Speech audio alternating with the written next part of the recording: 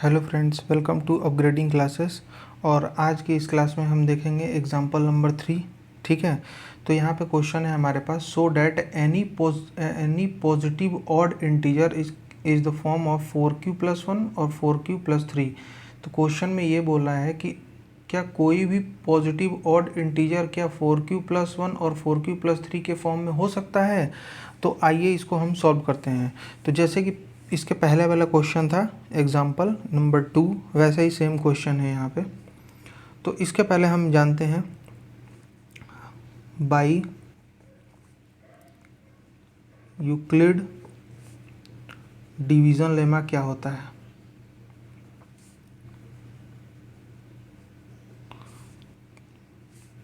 ये कहता है कि if A and B are two positive integer then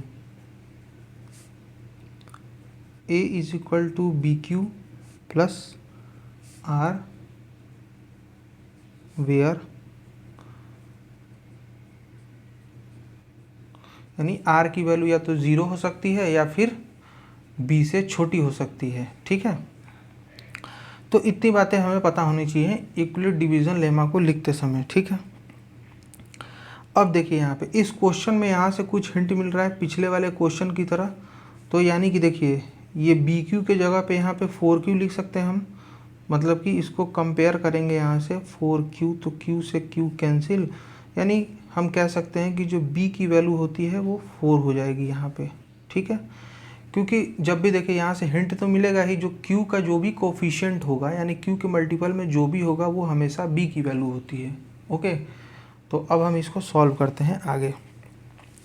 ठीक है, तो जैसे मान लेते हैं सबसे पहले हम let A B any positive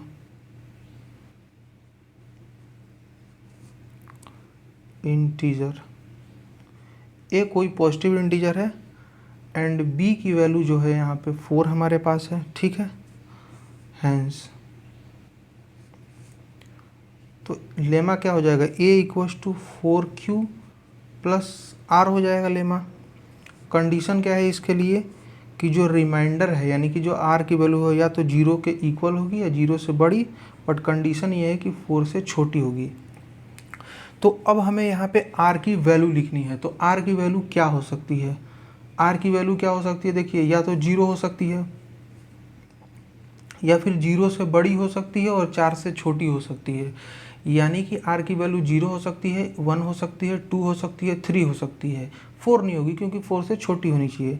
तो हम ये कह सकते हैं कि आर की वैल्यू 0 हो सकती है, 1 हो सकती है, 2 हो सकती है और 3 की हो सकती है। बस इसको हम कंडीशन पे चेक कर लेंगे। तो व्हेन आर की वैल्यू जब 0 होगी तब कंडीशन चेक करेंगे, जब यहाँ पे आर की वैल्यू 1 होगी तब भी हम कंडीशन चेक करेंगे, आर की वैल्यू जब 2 होगी तब कंडीशन चेक करेंगे, और लास्ट में आर की वैल्यू 3 होगी तब कंडीशन को चेक किया जाएगा। तब इसके लिए हम लेमा लिख देते हैं। तो लेमा क्या होता है, ए इक्वल्स टू यहाँ पे हो जाएगा 4q प्लस आर होगा। ठीक है, क्योंकि लेमा इसके लिए तो यही होगा ना। तो यहाँ पे देखिए ए की वैल्यू इज इक्वल टू क्या हो जाएगा 4q प्लस 0, तो यानी कि ए की वैल्यू क्या हो गई यहाँ पे 4q होगी। तो अब देखिए जब भी हम यहाँ पे अगर मैं q की वैल्यू अगर मैं 1 रखता हूँ तो 4 1 जा 4 और क्या मिल जाएगा, ये हमारे पास इवन इंटीजर मिल जाएगा। अगर मैं q की वैल्यू 2 रखता हूँ यहाँ पे तो 2 4 जा 8, तो भी हमारे पास, यानी कि हर एक केस में हम q की वैल्यू अगर कुछ भी रखते हैं तो यहाँ पे हमारे पास इवन इंटीजर मिल रहा है। तो हम ये कह सकते हैं कि इससे जो भी हमें मिलेगा वो हमारे पास क्या मिलेगा, इवन इंटीजर मिलेगा।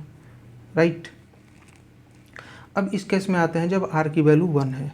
तो यहाँ पे सबसे पहले लेमा लिख देते हैं। तो एक बस हमें कुछ नहीं, हमें लेमा याद होना चाहिए और लिखने का तरीका। यहाँ पे b की वैल्यू आपको दी रही होगी। ओके, बस इस आप स्टेटमेंट से यहाँ से r की वैल्यू इजीली फाइंड कर सकते हैं, वो आपको कंडीशन दी गई होगी। ठीक है, तो यहाँ पे a इक्वल्स टू क्या हो जाएगा यहाँ पे 4q और r की वैल्यू क्या है यहाँ पे 1। तो अब देखिए यहाँ पे जब भी 4q था तो हमारे पास इवन इंटीजर मिल रहा था, लेकिन इवन में अगर जैसे ही हम 1 जोड़ देंगे तो वो हमारे पास क्या आ जाएगा, हमारे पास ऑड इंटीजर मिलना शुरू हो जाएगा। यानी 4q तक हमारे पास क्या है, इवन इंटीजर मिल रहा था, और जैसे ही इसमें 1 ऐड कर देंगे तो हमारा ऑड इंटीजर मिलेगा। डेट मीन्स कि जो भी इससे मिलेगा यहाँ पे हमें क्या मिलेगा, हमें ऑड इंटीजर मिलेगा, राइट। अब हम 2 पे वैल्यू चेक करते हैं, तो लेमा लिखते हैं। तो लेमा क्या है हमारे पास 4q प्लस आर, तो यहाँ पे ये हो गया 4q प्लस 2 यहाँ पे। तो अब देखिए अगर हमारे पास 4q था तो 4q से हमें क्या मिलता है, यहाँ पे इवन इंटीजर मिल रहा था, ठीक है।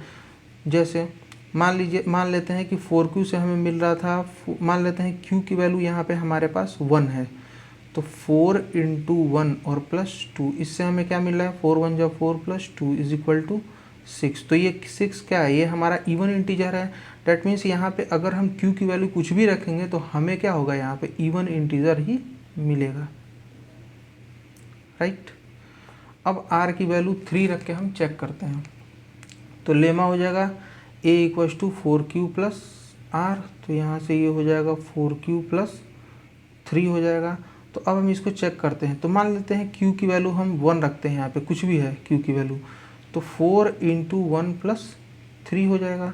तो ये 4 1 जा 4 प्लस 3, और यहाँ पे ये हो जाएगा 7, और 7 क्या है, यहाँ पे एक ऑड इंटीजर है। मतलब इस केस में हमें हमेशा क्या मिलेगा, हमें ऑड इंटीजर ही मिलेगा, राइट। तो हम ये कह सकते हैं देयरफॉर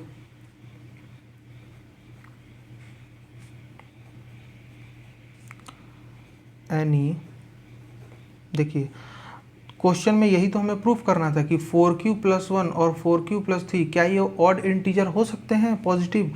तो जी हाँ, यहाँ देखिए ये 4q प्लस 1, इससे भी हमारा ऑड इंटीजर मिल रहा है, और 4q प्लस 3 इससे भी हमारा ऑड इंटीजर मिल रहा है। तो यही हमें प्रूफ करना था, तो इसको लिख देते हैं therefore any odd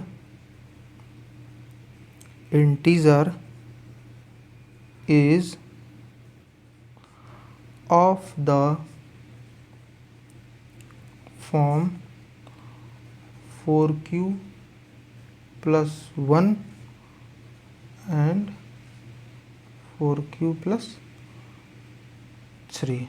okay, I hope ये वीडियो आपको पसंद आया होगा और समझ में भी आया होगा। अगर कोई डाउट है तो प्लीज़ आप कमेंट सेक्शन में कमेंट डालें अपना, ठीक है।